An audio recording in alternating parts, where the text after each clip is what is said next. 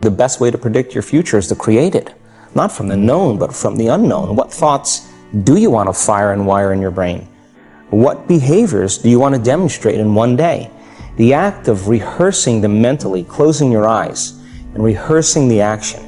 So whatever impact or success or reaching goals or growth or whatever you say, on one level in the physical world, it's about how well you harness your physiological and your psychological process.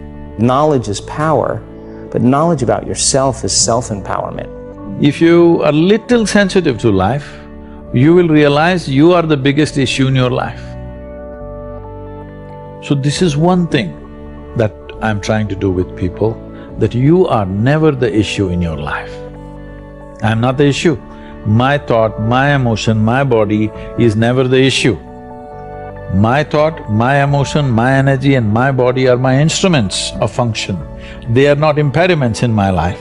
But I would say for 90% of the human beings, their own body, then the compulsions of the body, the compulsions of their thought, the compulsions of their emotions are ruling them most of the time.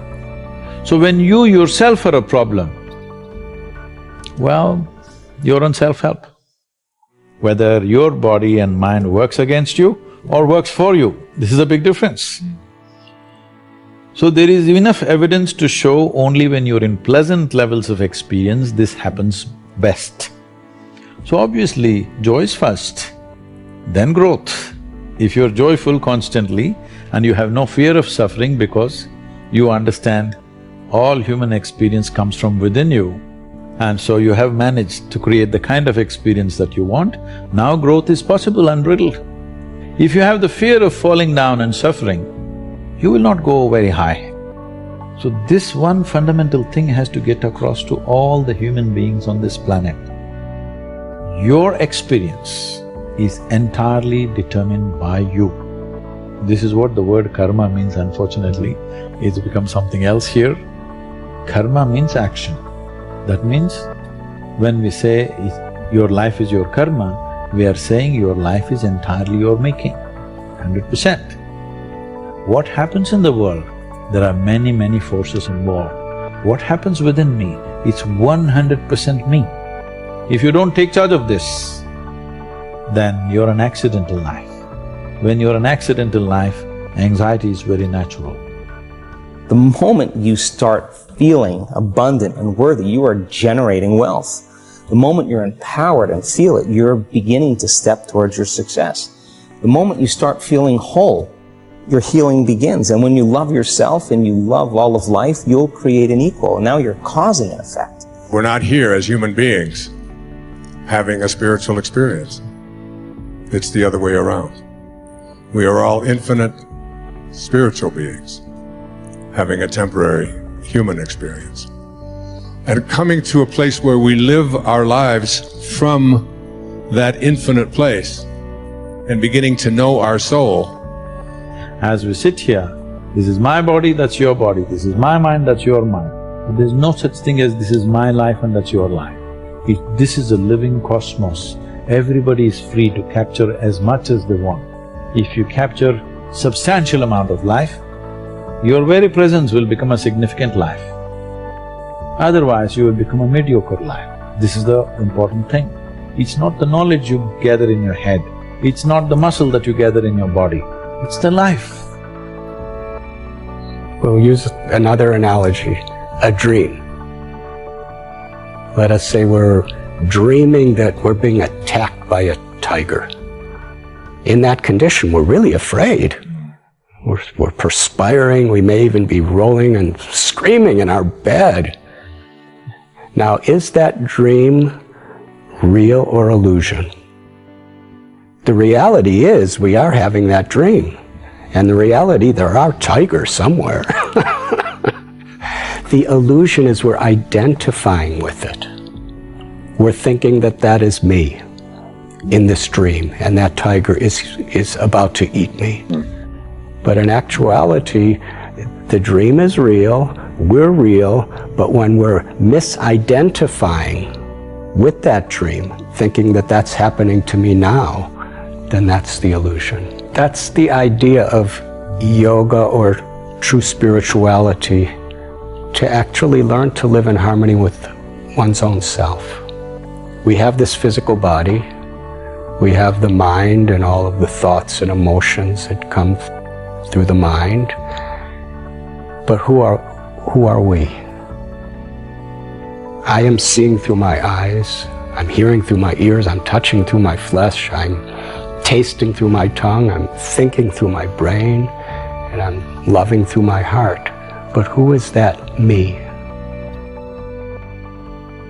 That me is the essential consciousness that's giving life to every other aspect of our existence, our body and our mind. Consciousness is unique, but it's part and parcel of what is universal.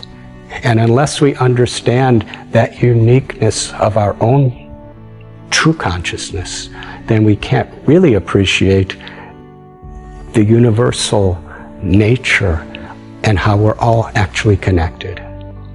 Everything is connected and everyone is connected, and everything and everyone in this world is interdependent. And Emerson said that the reason why there's so many problems in this world is because human beings are disconnected from their own true self. The senses, the mind, the intelligence requires to be in harmony with the heart and with the living force within the heart, which we call the soul or the spirit.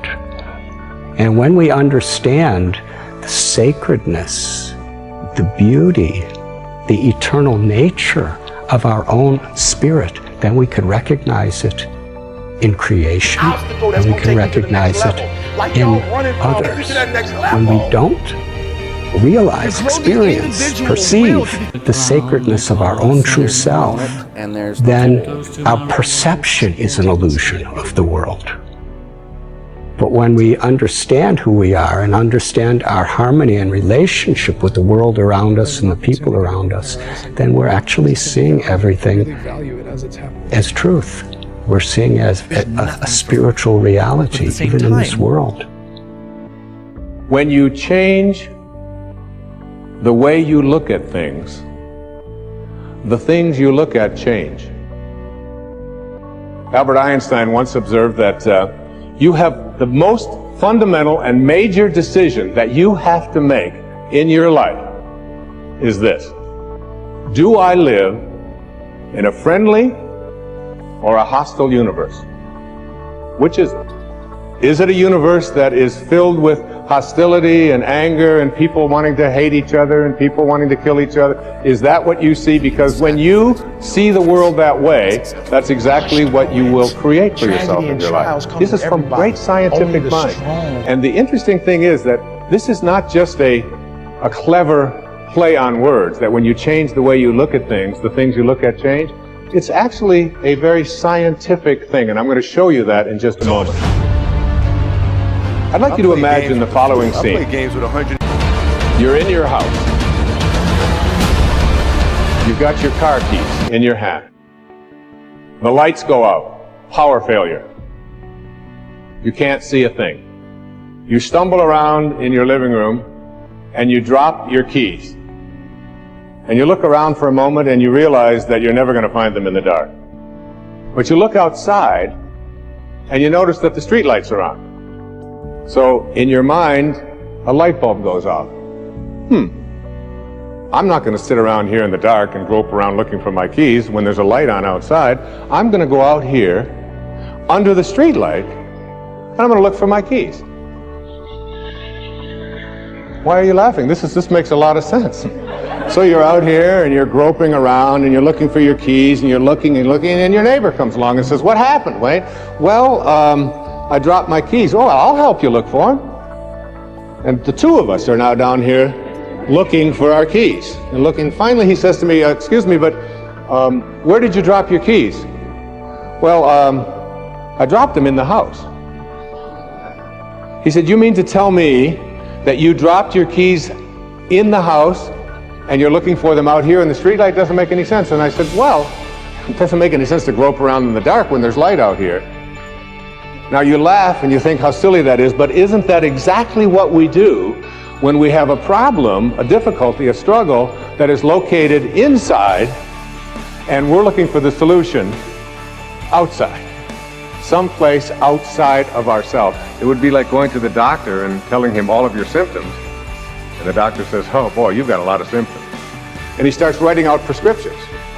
You need a prescription for this symptom, you need a prescription for that symptom, and finally he gets this 4 or 5, and you go to walk out, and you say, well, I'd like my prescriptions. He said, no, I'll give this one to your mother-in-law, and I'll give this one to your neighbor, and I'll give this one to your daughter, and I'll give this one to your father.